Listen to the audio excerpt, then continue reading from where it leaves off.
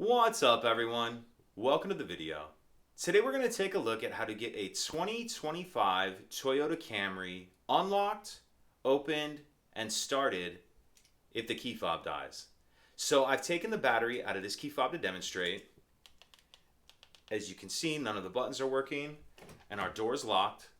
So the first thing we want to do is remove the emergency key that's in the bottom of the key fob. That's done by pressing this release on the back of the fob that my finger's on, and the emergency key will pull out like that. Now I'm going to use this emergency key to unlock the driver's door. As soon as I unlock the door, the vehicle is going to start beeping. And we're going to have about 5 seconds before the full-blown alarm goes off. How we're going to prevent the alarm from going off or stop it from going off if it does start going is we need to start the vehicle.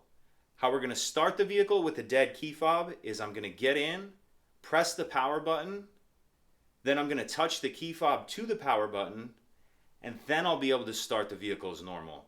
And the vehicle has to run for a few seconds or be on for a few seconds before the alarm will go off.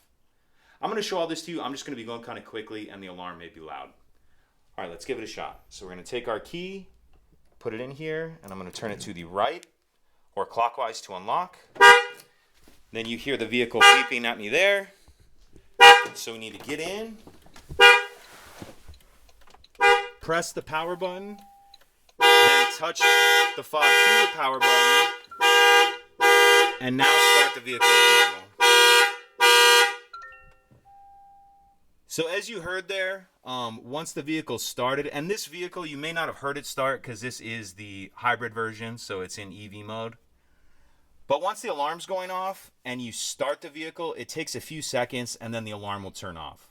So just to go over what I did one more time, because I know it was kind of loud, I got in, I pressed the power button, then I took my key fob and touched it to the power button, and then I was able to start it as normal.